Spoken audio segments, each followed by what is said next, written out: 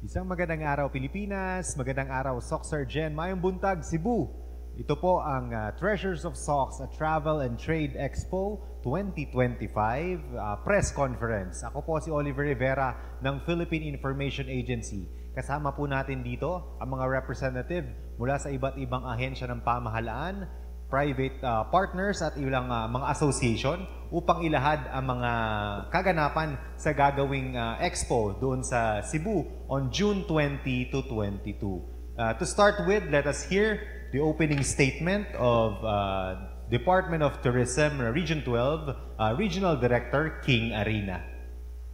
Maayong buntag sa tanan. Good morning, everyone. Thank you for coming today to our esteemed friends from the media. Thank you for the support. And we're thrilled to announce that the 7th edition of Treasures of Sox will be in Cebu City. Thank you so much for the support. Also, please indulge with me. Earlier on, I'd like to mention the partner agencies without whom or without which this travel and trade fair will never be successful. I'd like to thank the LGU South Cotabato Province, Sarangani Province, Sultan Kudarat Province, and our 4 cities, General Santos City, Coronadal City, Tacurong City, Kidapawan City. I'll be mentioning later on all our other partners and our partner agencies as well.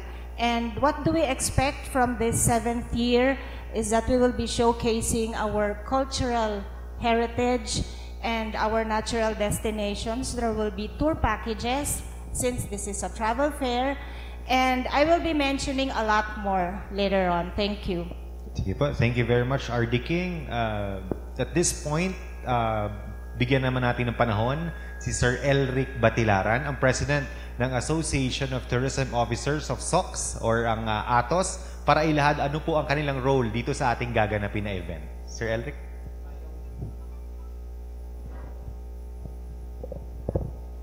Mayong buntag sa atong tanan, magandang umaga, and few flafus.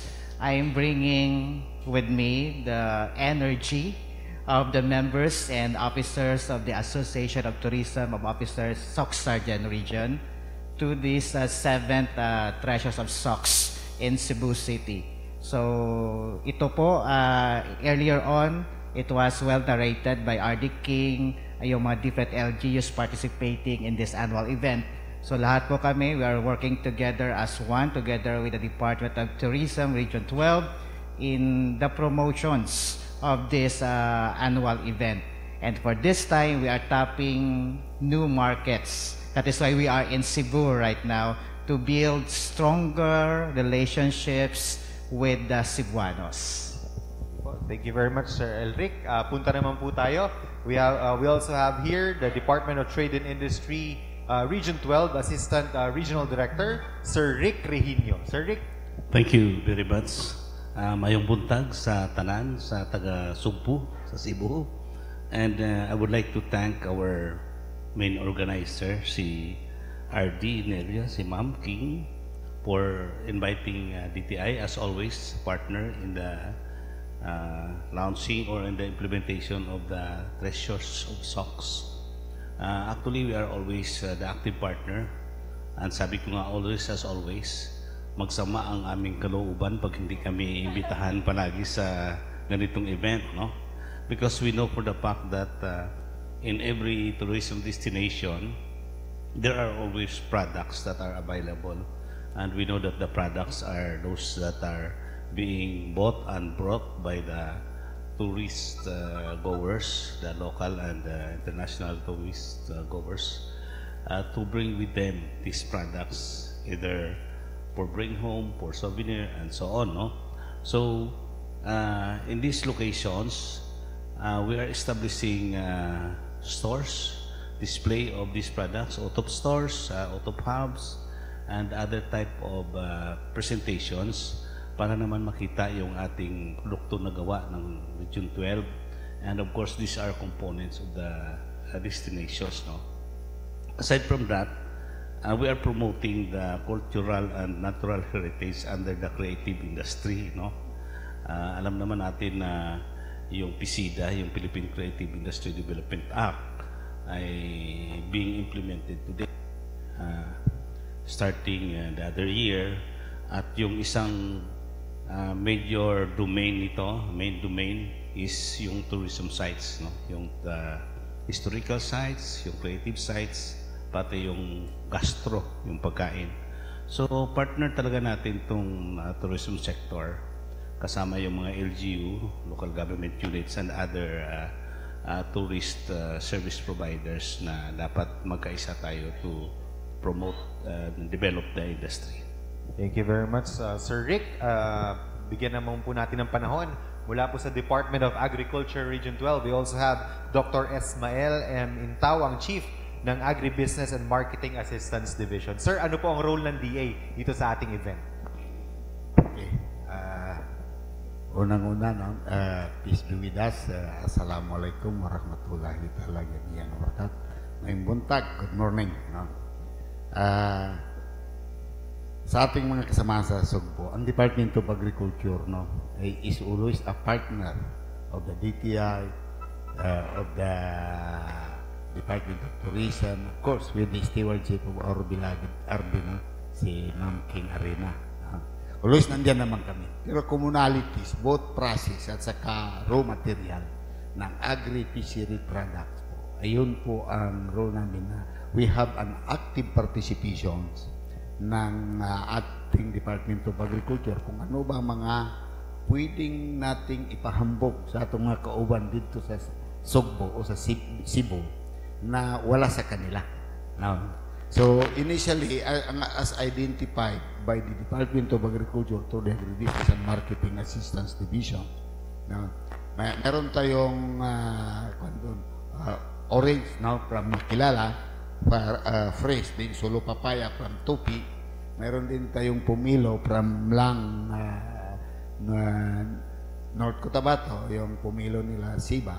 And of course, itong guava from Kidapawan. So initially, ito yung dadalhin natin na doon sa Sugbo para makita po nila kung ano ang mayroon tayo dito na mayroon tayong potential in terms of quality and in terms of quantity. So, with that, yun po yung ating pinaka-role doon sa ano. So, actually, we are planning to have a byline, no? So, doon sa ano. So, sa itong mga kasama sa Sugbo, maraming salamat, no? Na at least we should be in partner, no? Especially undertaking doon sa promotion ng ating mga agri-fishery products na kailangan nating mga consumers doon sa dito sa Cebu, no? Kailangan nila doon. So, I think yun lang ang aming pinaka-main role. And of course, kung kailangan nilang process, meron din tayo. So, salamat po, no, sa ating kasamahan mula kay Sir Batilaran, kay Sir Virginio, kay Arbe King, and of course, katabi ko kay Ma'am Joanne. So again, mayong buntag, good morning, magandang umaga, naimbag nga bigat ka na kayo ami apo, no? Peace be with us again. Assalamualaikum warahmatullahi wabarakatuh. Thank you very much. Thank you very much, sir. At this point, punta naman po tayo, private sector naman. From Romano Travel and Tours, Ma'am Joanne P. Romano. Hello, good morning everyone. Mayong buntag sa tanan. So, kami nga naa sa private sector, we are working closely with the government agencies na gina-highlight yun unsa ang naa sa SOCs. So, we are not just highlighting mga products, but also the destinations. Mauna siya nga anaa ang travel and tour agencies nga mag-exhibit sa Cebu karong June 20 to 22 para makita nato unsa ang naa aside from the nature destinations nga arata, we can immerse sa rich culture and history nga anaa sa SOCs. Not only that, na maka-improve po ta sa tourist arrivals, but also maka-provide po kami ng mga travel and tour agencies o job opportunities sa mga communities nato. So, maulan to. Salamat. Yes, thank you very much po. Ito po yung ating mga panelists. Mamaya, before I give the floor to our media partners, RD King, the big question is, why Cebu? Yes, nga nung Cebu, ang Cebu is the nearest major touch point of General Santos City. And you know that General Santos City is our main gateway.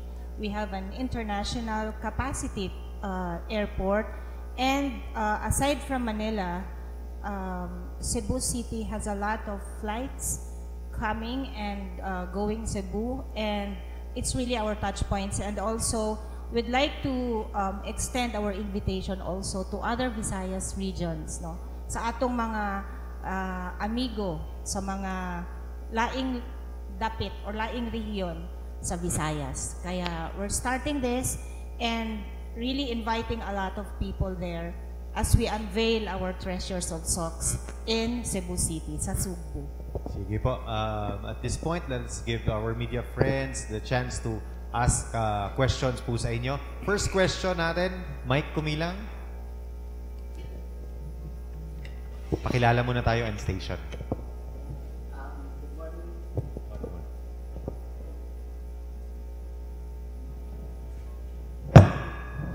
Good morning to our panelists and good morning to the rest po na nandito. Ako po si Mike Kumilang from Brigada Coronadal. May tanong ko lang po kay RD King. Sa previous years po, ano po ang mga naitulong po? Kumbaga, ano po ang nag-gain ng rehiyon sa mga isinasagawa po nating Treasures of Socks sa iba't ibang mga lugar po dito sa ating bansa. And ano po ang impact ng Treasures of Socks sa ating turismo?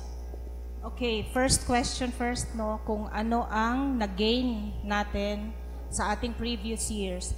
I've been here since 2023, and this is my third Treasures of Socks. The first two, both were in Manila, at Robinsons Mall, Manila. And we just get bigger and better every year. We gain additional exhibitors every year, and we highlight more of Socks Argent. And in terms of our sales, we also get higher sales every year. If I remember correctly, in 2023, we had more than 5 million in sales. And we credit that to all of our exhibitors, especially our coffee. And the same also with last year, 2024, our sales totaled more than 8 million. So actually, kami rin naman, tayo din ang nagbibigay ng problema sa mga sarili natin every year, because we have to outdo the best that we've had, no? And for the impact in our tourism, nakikilala yung ating mga produkto, sabi nga ni Sir Ismael, yung being the fruit basket of our country, nakikilala na ang karamihan talaga sa mga nasa merkado na mga prutas ay galing po sa Socks Argent. And also being a region that's very rich in our cultural heritage. In fact, we have the living tradition. Our culture is lived. Hindi lang natin gina-commemorate, but it's really living. And a lot of friends from other regions are really interested to come to our region. And for this year, unahin ko na kasi baka makalimutan ko. Lumaki, ano ba yun, Jel? Lumaki ang, in-upgrade, hindi lumaki. In-upgrade po ang size ng eroplano going to Cebu, just to cater our representatives, our delegates from Socks Argent. And we really hope that it's going to be consistent, because it's really very important to our economy that there will be additional flights coming in and out of General Santos City. Maipahabol ko lang po, RD, ano pong aasahan ng mga taga Cebu? Ano po ang i-present po natin doon? Compare po natin sa previous po nating mga presentations about the Treasures of Socks. Well, as I said, we get better every year, but the same presentations, because we will be highlighting our culture. We will open on the 20th. So we start in the morning with our B2B that will be with our private sectors. We are inviting tour operators from Cebu. There will be those coming from Manila, and also there will be coming from other regions in Mindanao. And in the afternoon will be our opening program that will happen in Ayala Center. But we will also have university visits because this will not just be showcasing and exhibit at the Ayala Center, but we are really marketing our region. So we will have university visits. We've identified universities. We will be updating kung ano yon, and then we will also have sales call. No? We will be going and visiting BPOs. Sila yung ita-target natin since our region is also an adventure region. So yung ating mga young professionals na nasa Cebu, we're also targeting them to visit our region.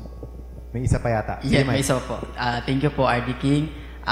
Isang question ko po kay ARD, Rectoniel, sir. Good morning. Sa Treasures of Socks, maliban po dun kung ano pong meron ang Soxargen, ipinipresenta din po yung mga produkto natin mula po sa ating mga partners. Based po, if you have the data or meron po kayong information, what particular products po yung sa tingin po natin na talagang binabalik-balikan kapag sila ay dumating dito sa Soxargen dahil nga po dun sa promotions po natin? Actually, marami tayong produkto dito sa Soxargen, ano? Marami tayong recognized product that are only found or probably dominated by Soxargen producers. Hindi lang doon sa fresh natin, but sa process natin ng produkto. At saka yung sa ating craft, no? Unahin natin dito mula doon sa ano. Ang Sarangani is the main producer of aquamarine products, yung fresh and processed, no, na fish, no, aquamarine. Kinikilala ito doon sa lalo na yung parang we are making Sarangani as the capital of yung parang Dukon, ano ba yan, yung prawn na meron silang tinatawag doon na sabi ko nga, change that name because it is not common. Let's just make it a common name understood by every people in the Philippines and also outside the country. Yung prawn talaga, no, aside from the bangos in Soxargen, kilala talaga yung doon sa Sarangani area. And then dito naman, siyempre alam natin na Gensan is the main producer of tuna capital of the Philippines. Once pumunta sila dito, naghahanap talaga yan ng tuna, either fresh, yung sashimi, and then yung process natin na tuna, no? There are occasions that we are undertaking events in Gensan. Yung aming ating mga bisita, they are asking for the chicharon na tuna na i-serve during the meeting. Gusto talaga nila yung tuna at chicharon. Bakit kaya?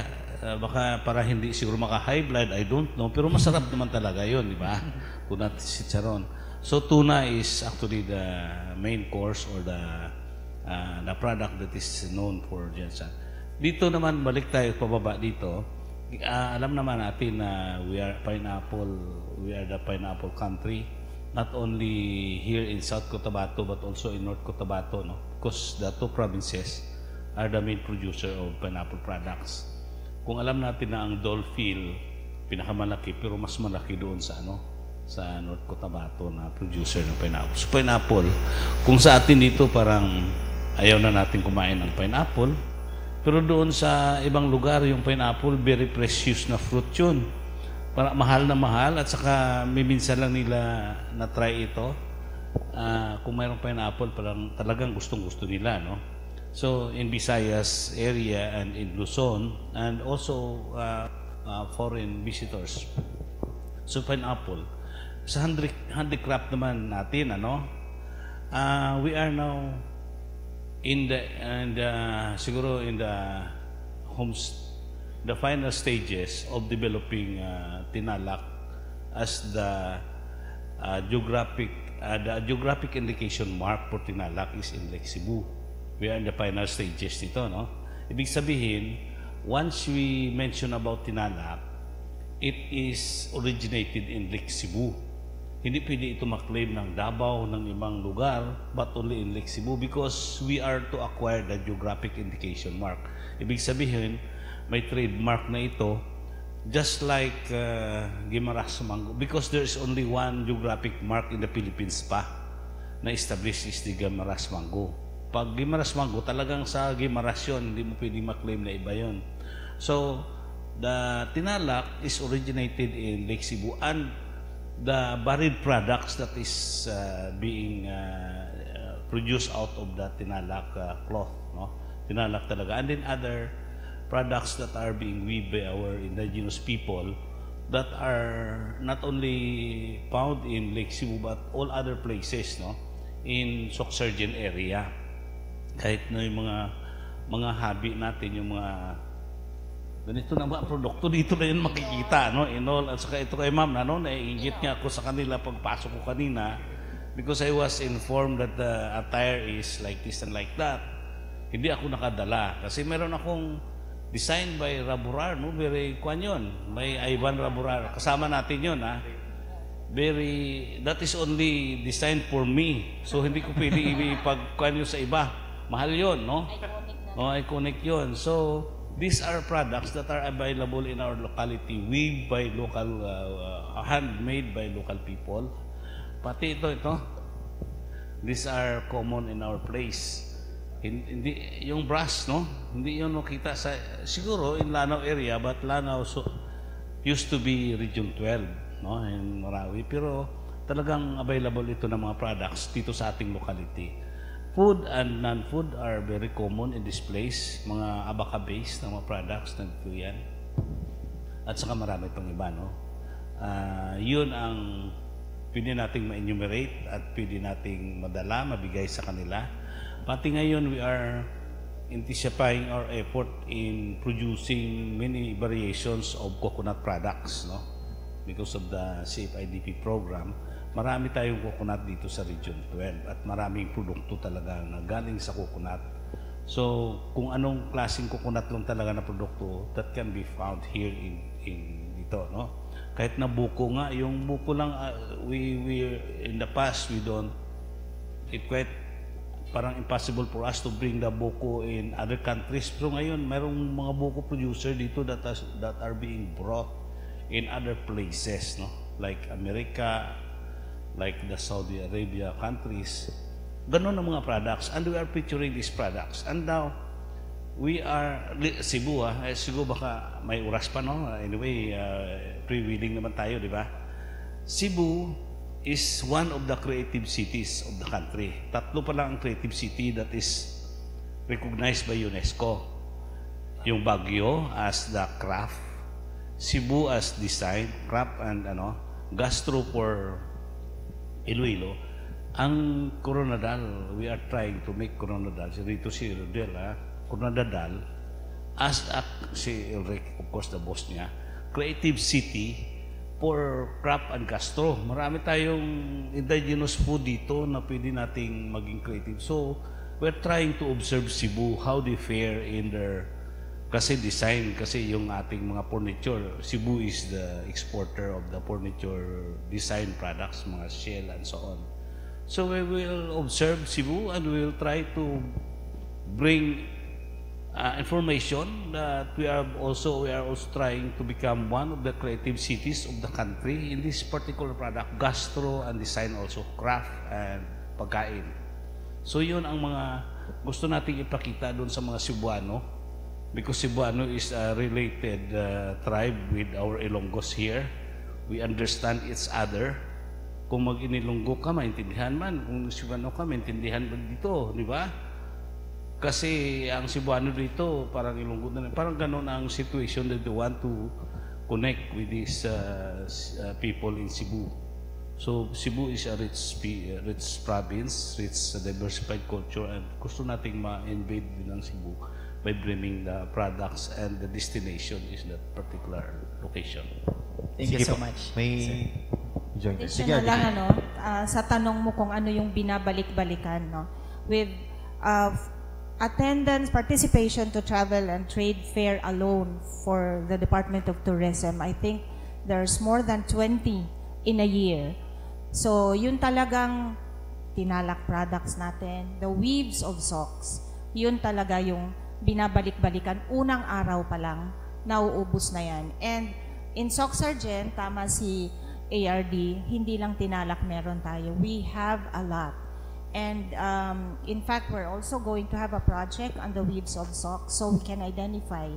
And also, destination na rin natin because among the 9 gamaba or gawad ng manglilikha sa ating bansa, we have 4. We have 4, no? We have 4. And 6 all in all, but this year, 4 tayo. So that alone, 4 are from Lake Cebu, the previous ones in Polomolok, but and also in Sarangani. Kaya marami tayo yan. Yan pa lang, pinipilahan na yan ng mga tao na gustong makita.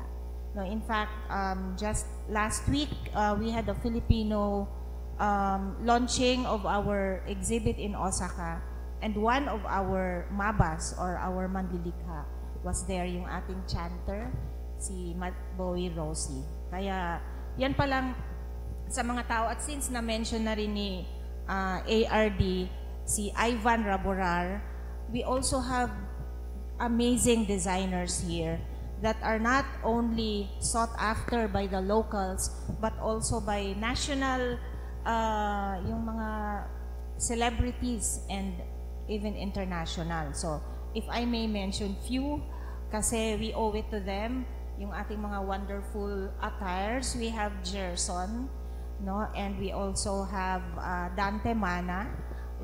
Siya yung ating fashion show designer this year because we each year we have different. And then in Sultan Kudarat, we have a lot like Alexis.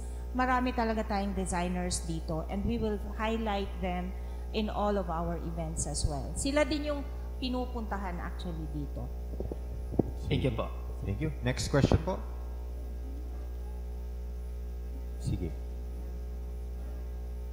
Pakilala muna tayo tapos station. Yan. Again, good morning po sa ating panelist. Krista Del Yomos from 107.3 Radyo Latigo FM. So, anyone po can answer. So, as we look ahead to 2025 and beyond, what strategic opportunities should we be digging for to truly uncover the potential of socks? Sige.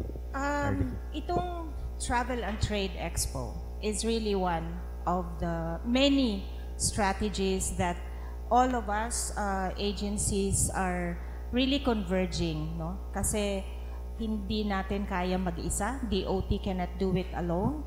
So we also need the partnership and expertise of other agencies like yung ating partner na DTI. Sila talaga yung nagtuturo sa grounds kung ano yung mga ide-develop na products, tourism product man yan. And we also have Department of Agriculture and other agencies. Kanya-kanya yan. We also have convergence with another agency for our road projects.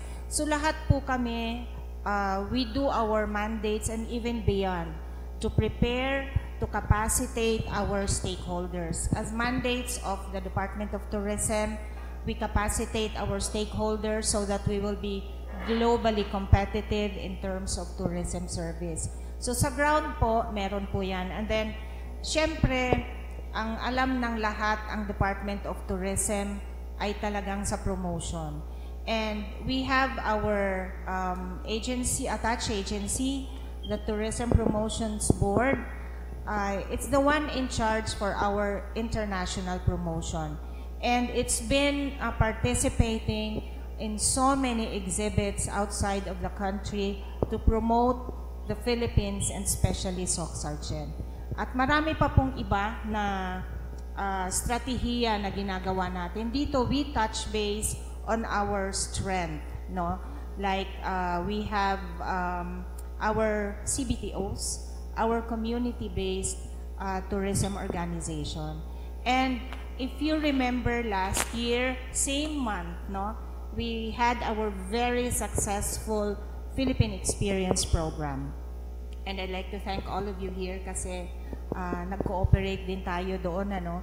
And for this, yun na puntahan natin lahat ng ating probinsya at ng ating mga destinations. And it was one of the highest reach in media, sa media reach, media mileage, no? Sorry. Totoo yun. Media engagement, may feedback kasi sa amin from the central office. And this year, we hope to invite you as well for our second round of Philippine Experience Program. Mag-upgrade na tayo because last year, for our Treasures of Socks in Manila, we had our investment forum. And then we go bigger for our Philippine Experience Program this year, so it will be dubbed as Investour, which means we will be inviting investors, hopefully from other nearby neighboring countries and from Manila and Visayas. So mga investors po ang ating iimbitahin dito. We will be collecting investment portfolio of our LGUs like last year, and then we will go into the process of prioritizing, and then those will be the destinations that our potential investors will be visiting during our Philippine Experience Program. We hope to have it in the last month of the third quarter after Treasures of Socks. Ipe-prepare na po namin yun, and all of you will know about it, and we will be expecting your support as well. Thank you. Pwede ko dagdagan ko. Sige, sir. Sige, sir. Actually, if we are going to bring something what is available in our locality in another place, is we are opening and we are exploring and we are taking advantage of opportunity. Opportunity for our local operators, local producer, and opportunity for the destinations where we are going to establish or exhibit our products. In the past, it seems to be difficult for us to get out of our place, of our region. Pero ngayon, nung maumpisa natin 7 years ago, mahirap mag-launch ng Treasures of Socks in Metro Manila, in Cebu. Pero ngayon, parang normal process na ito. Because we would like to engage not only here in our locality in the region, but outside of our place of origin. National tayo ngayon, no? We are bringing it nationally. Pero siguro we are thinking about bringing our products internationally in sometime in the near future. Baka sabihin natin, Treasures of Socks goes to Amsterdam. Pwede yun, di ba? Or kung ayaw natin sa Amsterdam, Treasures of Socks goes to The Hague. Parang okay yun, di ba? Kasi kilala tayo doon sa The Hague. Pagka alam nila na mga taga Mindanao, pupuntahan natin yun, di ba? Yun ang mga magandang opportunity na pili natin. To add, no, yung just discussed it actually mga ilang days ago that kasi we have a very active association of tourism officers of Soxargen, and then we have Sir Elric. We just discussed it with few people, and the Assistant Regional Director Armin Hautea, who's in Manila right now, that we will be turning over some of our activities to Atos because we'll try to go international. So actually last year pa, we've talked to one province and willing to, kahit mag-umpisa po tayo sa BIM countries like Brunei, Indonesia, Malaysia, no? Meron kasi sila, especially Malaysia, we've already spoken to the ambassadors, and anything is in the offing, but we're talking about it, and good thing na ARD mentioned about it kasi it's going to be another partnership. And before forgetting, I'd like to thank, we're going sa mga taga-Sugbo, 29 ang atong exhibitors, no? And that's courtesy of the Department of Trade and Industry and the Department of Agriculture and BFAR and local government units, no? And also our private sector partner who's been there ever since day one. Also, ang partner natin si Ms. Joan Romano for our Philippine Experience Program. Ano ba yun? First edition. And on the second edition, I hope you'll still be there to partner with us. Thank you. RD, before I i-turn over natin sa media ulit. May target ba tayo na sales and target natin for this year? Kakatakot nga eh. Kasi this is really a leap from what we had. And since we said our target is always better and bigger and higher than the sales of our previous year, which was more than 8 million. It's, I think, a big feat to surpass, but we hope to accomplish it with all our partners as well. That's the reason for this press conference, which we are very thankful for the media, kasi this really will help a lot, no? After this, kung i-show ito later, but I think all of the media and all of those who are here in attendance, please help us in disseminating information in your personal social media account para ma-promote ang ating Treasures of Socks in Cebu. Sige po. Next question po. Good morning everyone, Jen Librado from 1062 DXKI. Ang question ko po kay RD King, paano po ba natin pinipili itong 29 exhibitors? Tama po ba yun, 29? Yung produkto at destinasyon na isama natin sa expo.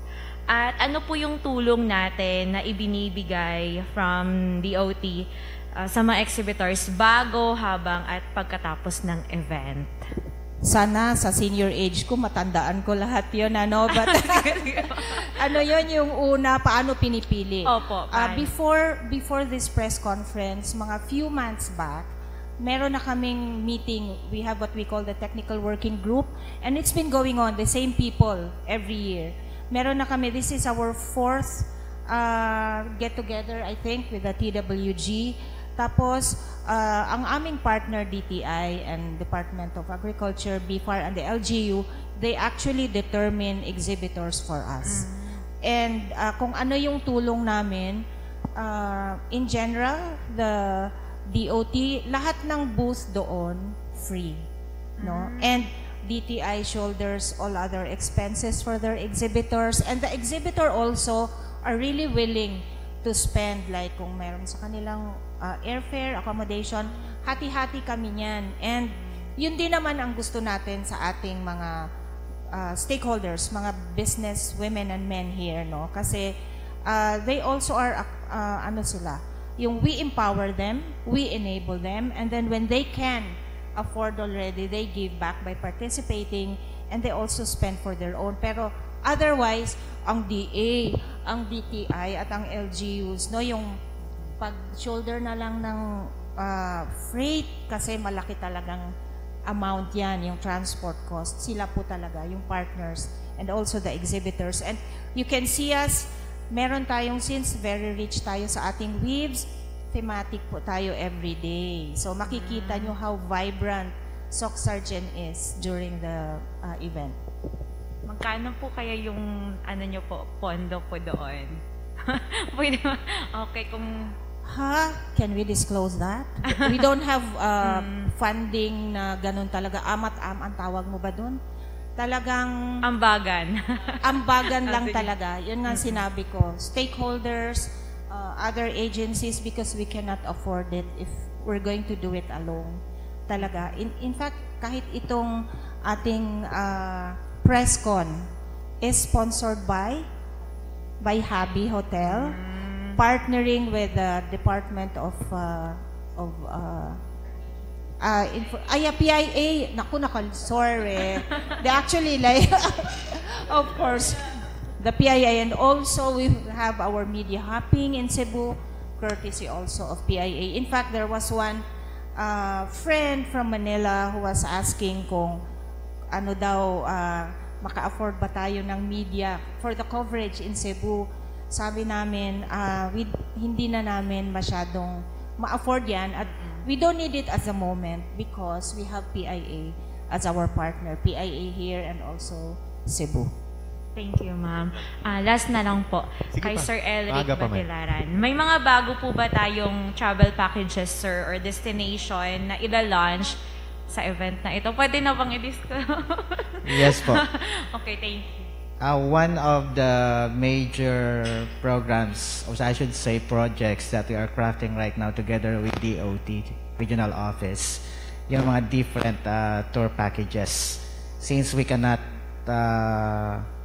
in the context of selling, do this, but we can suggest the itineraries. And in fact, some of these packages are already being undertaken by our tour operators in the locality. So, isa po kasi ito sa mga dapat din nating tutukan, especially that in doing so, we are supporting the communities behind the products that we are proudly offering. So, hindi lang siya identification of the different destinations. It's more than just identifying the products to be sold, but how important it is for us to bring the unique stories of the communities in this certain annual activity. Sabi nga kanina, we are moving towards a direction of hosting this in the international scenario. And hopefully, we will reach that point soon. So, again, it's tourism kasi pinag-usapan kina yung gastos. But we have to note as well that tourism is the biggest economic enterprise. And at the same time, it is investment. Iko-correct ako ni Sir Rick dito mamaya. Kasi when we talk of investment, we have to spend now for us to earn. No? So, kinakailangan natin gumasto kahit papano. And again, tourism, it's everybody's business. It's everyone's business. So, we have to really come up with a very good relationship among ourselves in this industry so that we can really do the promotions well. So, yung sa mga packages, nandyan na po yan.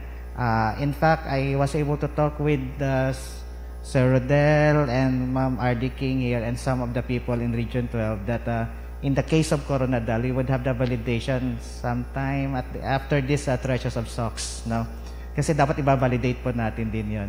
Although, with the recent activities that we've been hosting, tinatry na po namin to at talagang napaka-effective, no? And we're very thankful as well to our travel and tours na mga partners po natin for always giving us the necessary backups as we are in the process of validating all of this.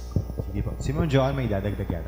Yes, being in the private sector, most especially focusing more on the travel and tourism po na kind of services na nire-render for the upcoming travel and trade exhibit, I would like to add then that here, dito sa Treasures of Socks, not only with the in the partnership with the government agencies, then we are not just selling our products and services alone, but we are also selling experience. So what is like being here in Socks for a day or kung ilang araw yung stay nyo?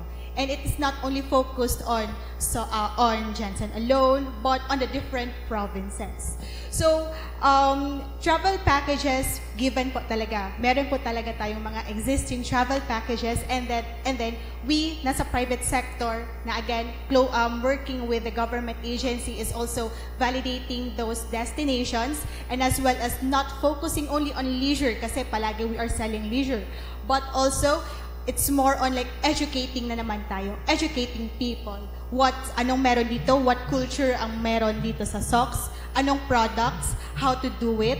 Because, kumbaga, per experience ko po as tour operator dito, many groups, associations are very interested in benchmarking here in Socks. So, yun po yung isa sa mga pwede natin i-highlight dito sa Treasures of Socks natin na Travel and Trade Exhibit. Thank you. Sige. R.D. King? Regarding the tour packages, no, when we create a tour package, it takes a process. So months before this, we've recreated, enhanced, and developed potential circuits. Before that, meron kaming Cotabato Province, Sultan Kudarat and South Cotabato, Jensen and Sarangani.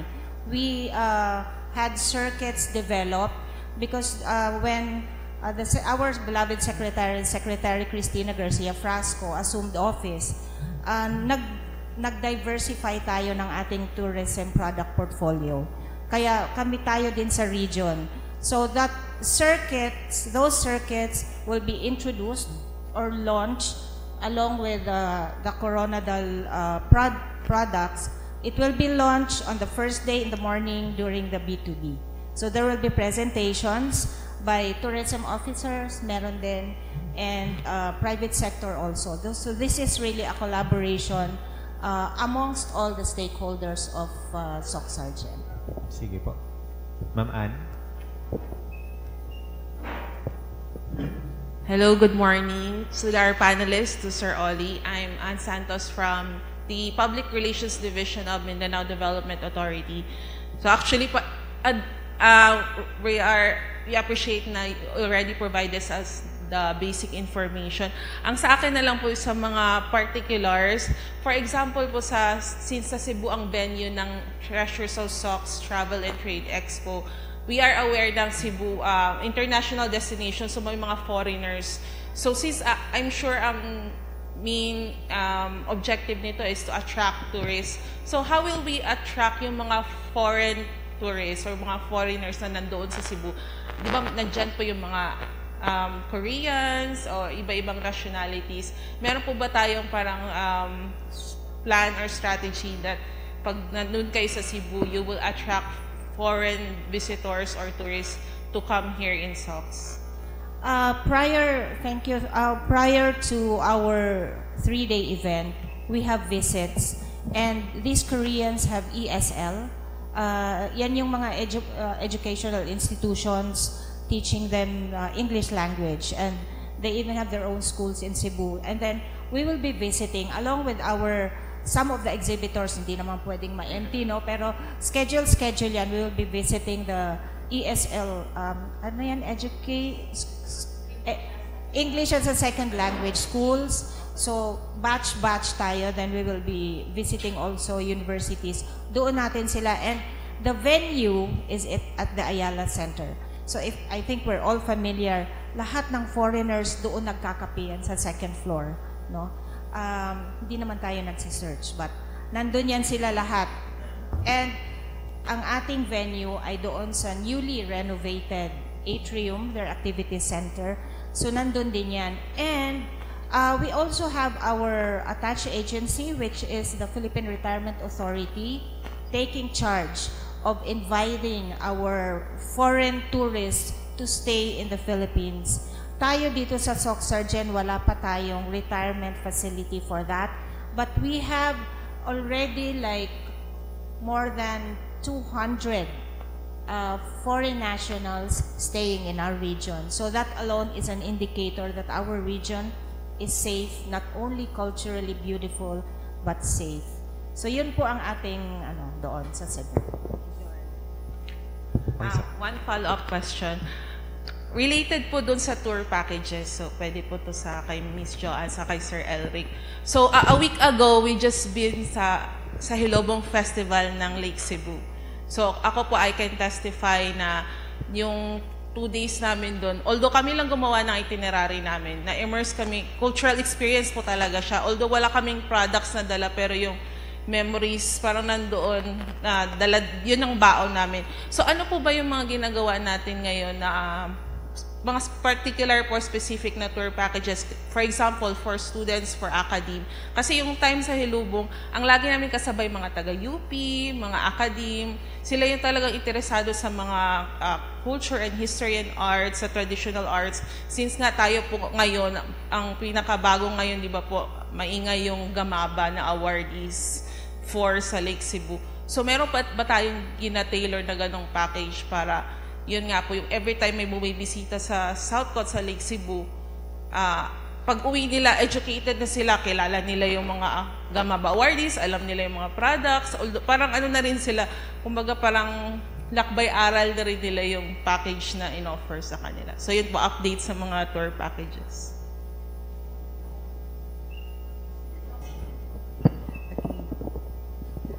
Sige ma'am, thank you for your wonderful question.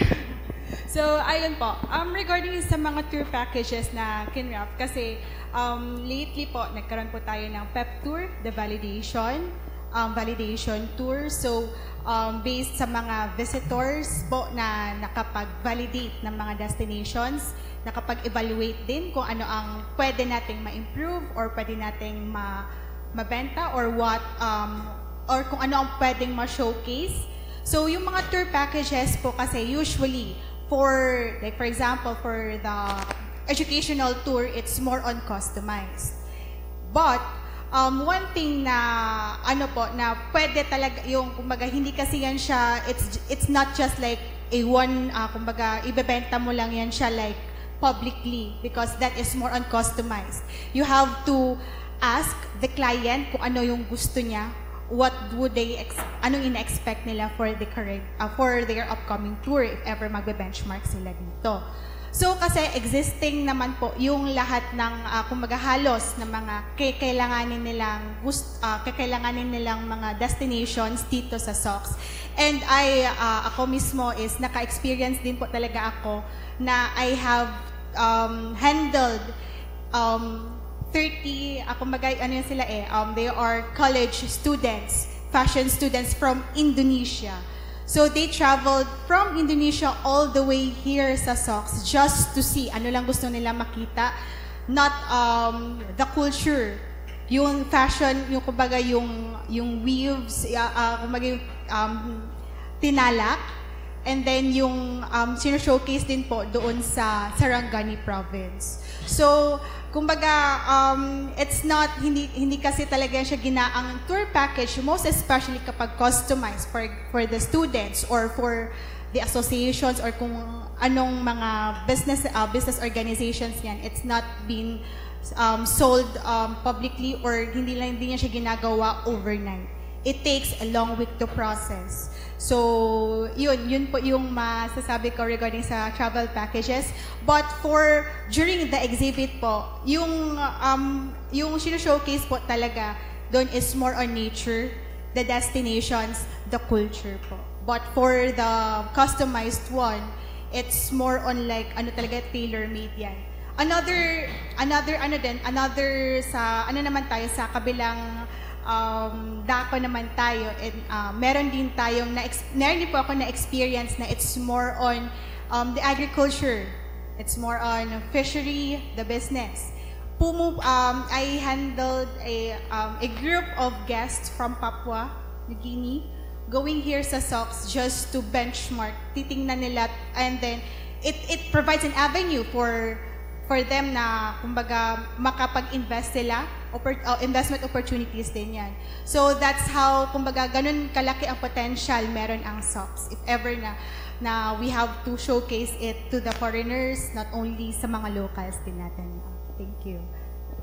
RD King, may dadagdag. Yeah, rejoinder lang ever since we experienced COVID-19, when we thought it was the end of the world and it halted all of the industries and badly hit really was tourism. No?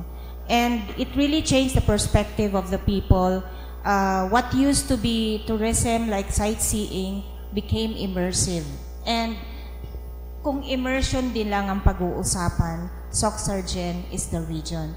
And that's the reason that a lot of people are interested to come here, aside from the fact that for culture, tayo yung gustong i-benchmark. In fact, there are other DOT regional offices that are wanting to schedule for benchmarking here. No? Not only Lake Cebu, because we have a lot of cultural groups wherein a lot of people from outside of our region can really learn. And February, there were, I think, 8 students from Asia Pacific University of Beppu. Nagkaroon sila dito ng parang immersion din, no? Hindi pa nga lang napalabas ang video. And just 2 weeks ago, we also had small YouTubers. Ano yun sila? Ilan yun, Nix? 14, I think. And also headed by a professor from Ritsumakan, ano ba yun? Asia Pacific University.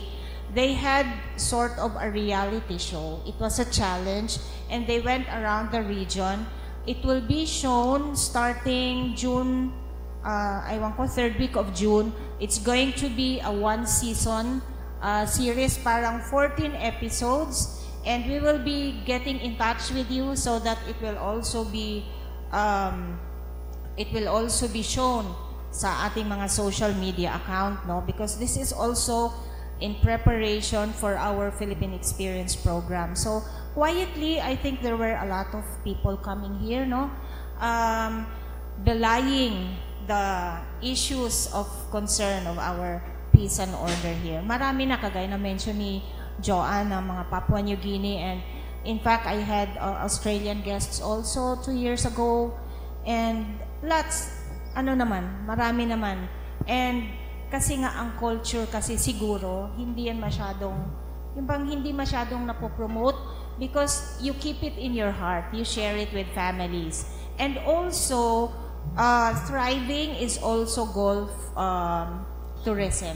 And we already have 6 golf courses. Ang problema lang sa ating mga players, when they come here and play, ayaw nilang ipagsabi sa ibang golf players that we've discovered a gem of golf course in Soc-Sargen. Yun din yung problema, hindi nila pinopromote. But for the immersive experience, yes, we have it in Soc-Sargen. Sige po. Question from our media friend.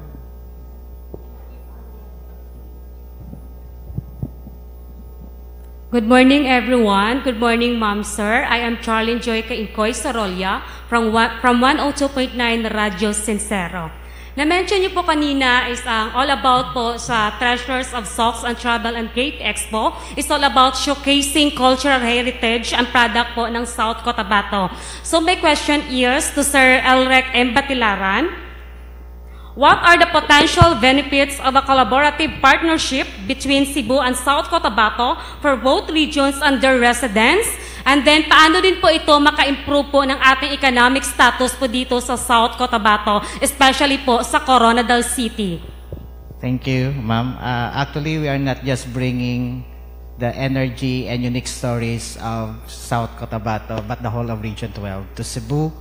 And being the president of the Association of Tourism Officers in Soc-Sargen, one of the main, or shall I say, major objectives is to invite more people to come here.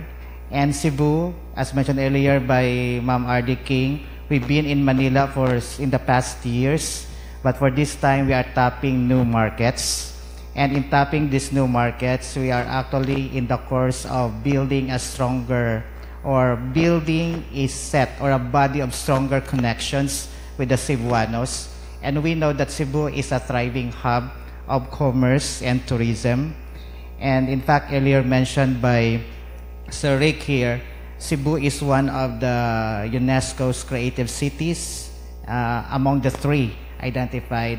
And in the case of Coronadal, we are actually moving towards that certain direction of becoming the creative city for crafts and folk arts. Now, once we have this realized in 2027, because we have the whole year of next year to process everything, so it's not just benefiting Coronadal, South Cotabato, but the entire Region 12. So, ito yung tinatawag po natin na we are not promoting Coronadal when we go to Treasures of Socs. We are not only promoting South Cotabato when we participate in other national exhibitions, because it's a whole package when we already are promoting the whole region, the Soc-Sargen. Nakita niyo po yung logo natin ng Treasures of Socs. Ano pong nandun? Nakikita po natin. So it's actually promoting and bringing the unique stories from traditional textiles, ganito po, and to handmade crafts like this brass, to even world-class delicacies. Diba? Mayroon tayong mga presentations na ganyan. So that people would be enticed, more people would be enticed to discover what Socs can best offer, not only in the national but even in international scenario. Thank you, sir. To Sir Esmael in Intao, sir, my question is, how can collaboration be used to advocate for policies that support sustainable and efficient agricultural practices?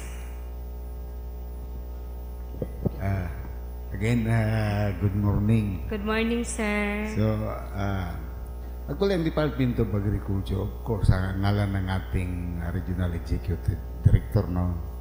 With the existence of the several agencies and bureaus ng DA, no? ay ginagawa namin ng lahat na magiging sustainable, magiging partnership. Kaya using the media and etc., the market linkages activity that of the different expo, both domestic and international, ay talagang makikinabang po ang ating mga magsasaka, especially mga farmers natin, kung ano ang champion commodity dito sa ating pinakamamahal na Soc-Sargent region.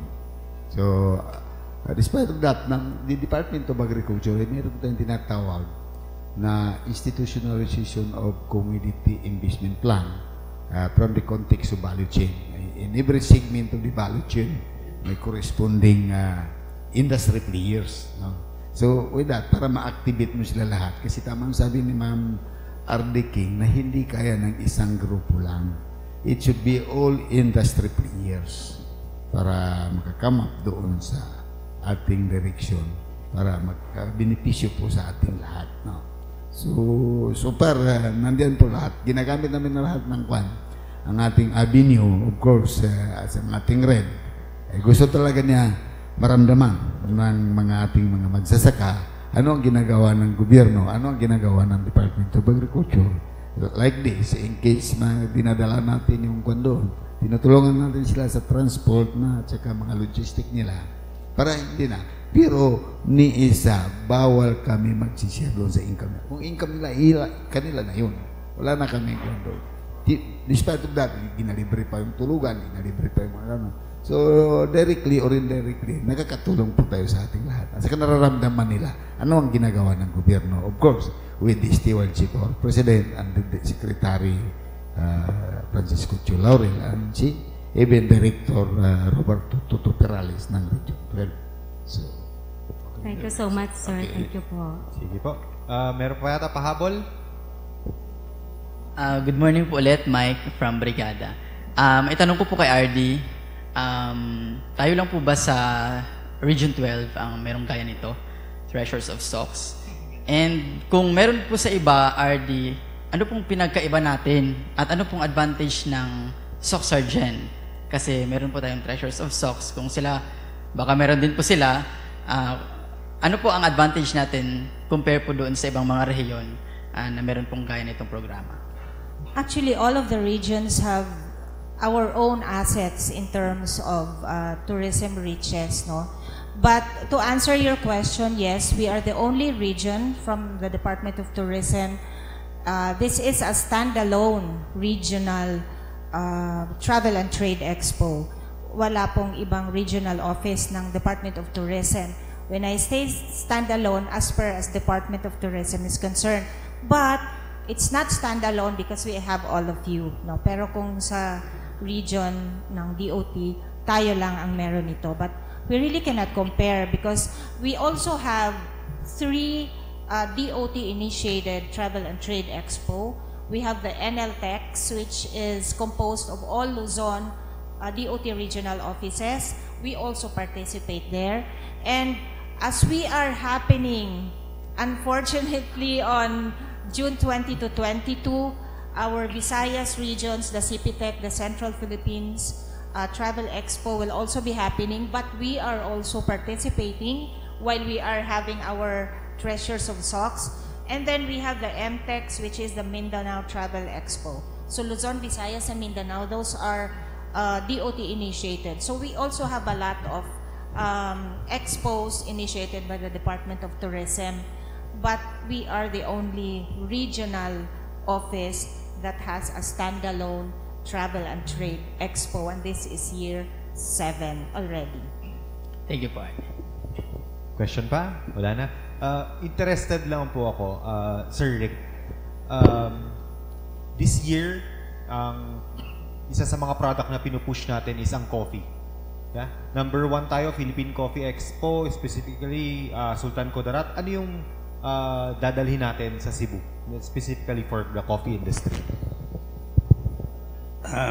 Kanina hindi ko na-mention yung coffee, no?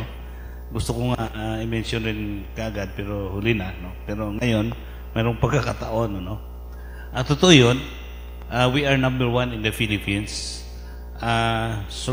Region 12 is 37% of the total coffee production in the country. Noon, ang tinitingnan is ang Cordillera at saka Ilocos. Magaling sila doon sa coffee production quality-wise. Pero ngayon, nakukuha na natin yung race, no? Kasi noon, if there is a Philippine coffee quality competition, yung mga regions na yun ang una. But the recent coffee competition, almost Region 12 and Davao Region ang kumukuha ng mga awards. The most important event that we are organizing is recently we have organized the 3rd year of the Regional Coffee Award na competition in Region 12 in Soxargen.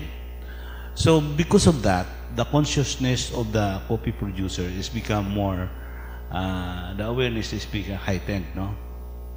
At saka yung kanilang coffee quality is improved, no? Lahat na yon binibigyan pansin na kung paano. Kasi if you are going to have a commercialized coffee, the cost of these coffee products is very much lower than the coffee that are premium. Ang premium kasi binibili pa yan kuminsan ng 800 to 1,000 per kilo.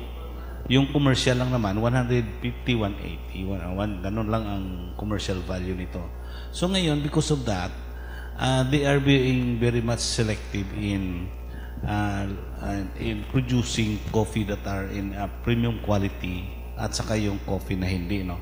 So yung dadalhin natin doon is a variety of coffee.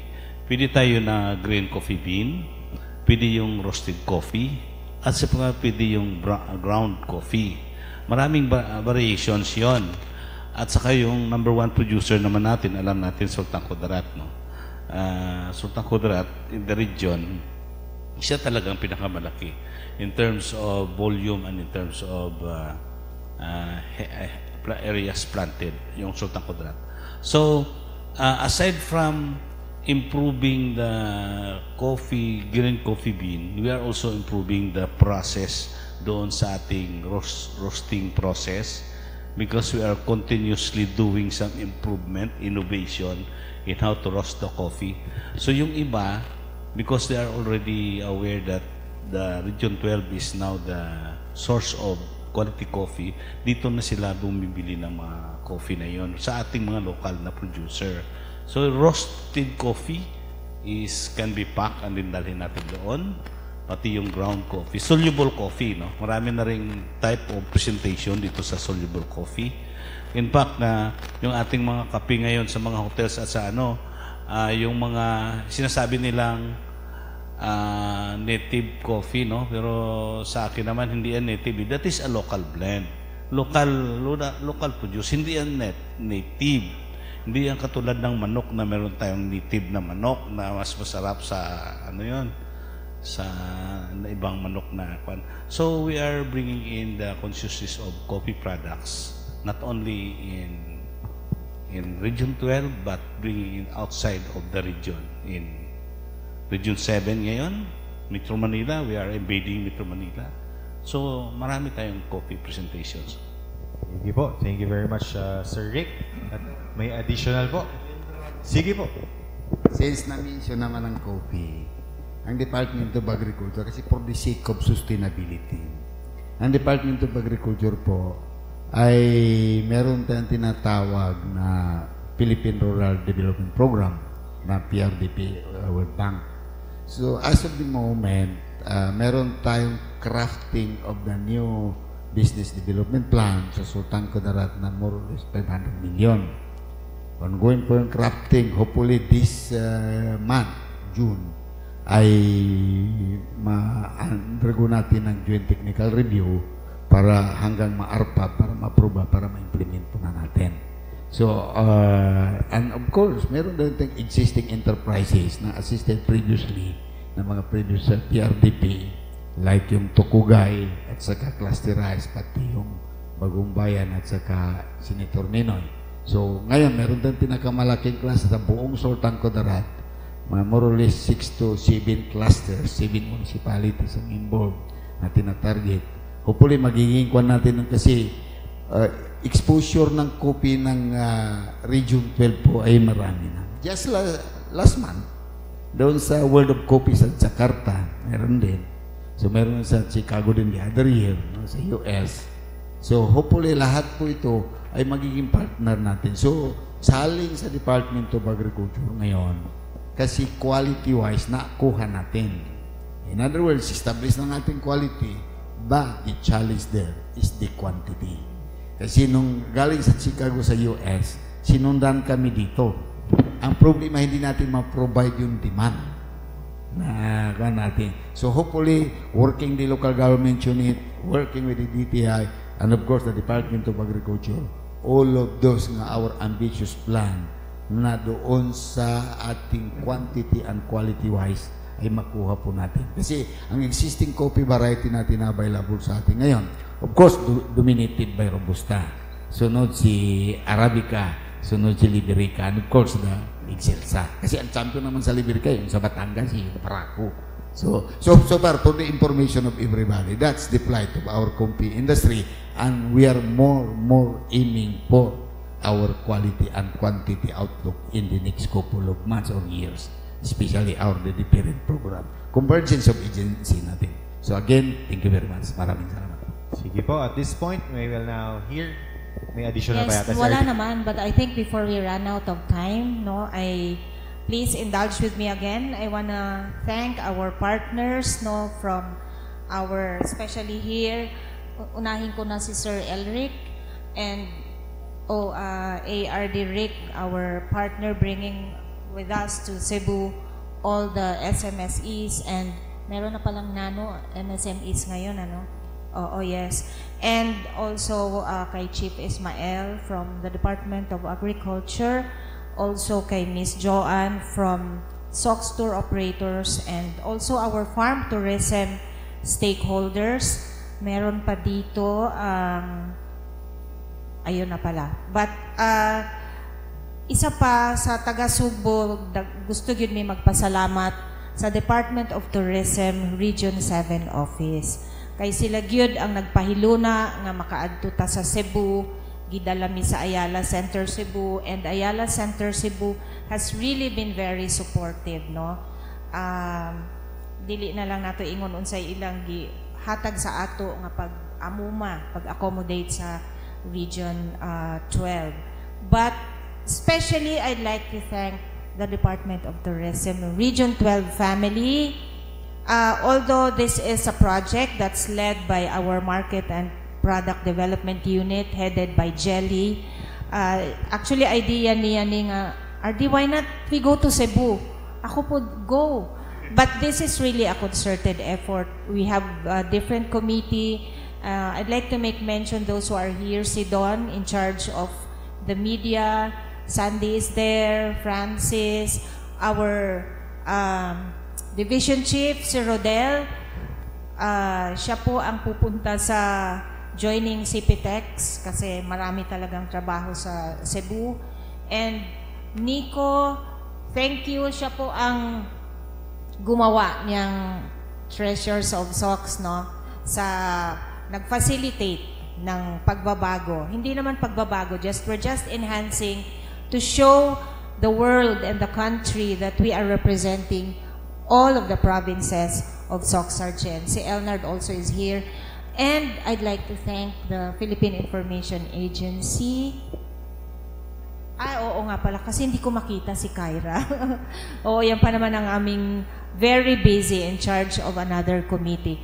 And Dante Mana just came in, acknowledging he's going to be our official designer for our fashion show in this year's Treasures of SOX. So, maraming salamat po. Sige po. Final na lang announcement. RD King, your panawagan sa ating mga kababayan dito muna sa Region 12 na may mga kamag-anak sa Cebu, and then sa atong mga kaigsuunan dito sa Cebu. Yes, sa atong mga kapwa taga SOX Sargent, muadto kami, the Treasures of SOX will be in Cebu City. If you have friends and relatives in Cebu City and other nearby regions, please invite them to join us and rekindle their relationship with all of us in Soxargen. We're going to be there June 20 to 22. Also to the Cebuanos, expect us to be there. Please be at the atrium and activity center of Ayala Center, Cebu, and enjoy and immerse to the culture of Soxargen on our 7th Treasures of Sox in Cebu. Okay, thank you very much po. That ends our press conference. Pasalamatan po muna natin from Romano Travel and Tours, Ms. Joanne Romano. From the Department of Trade and Industry, ARD Rictor Niel Regino. From the Department of Agriculture, Dr. Ismael Intao, ang Chief ng Agribusiness and Marketing Assistance Division. And from the Association of Tourism Officers of SOX, the President, Mr. Elric Batilaran. And of course, ang ating Regional Director ng Department of Tourism Region 12, RD King Arena. Sa ngalan ni Presidential Communications Office Secretary J. Ruiz, Philippine Information Agency Director General Catherine Chloe Di Castro at PIA 12 Regional Director Frian Angkilan, ako po si Oliver Rivera. Maraming salamat at see you in Cebu.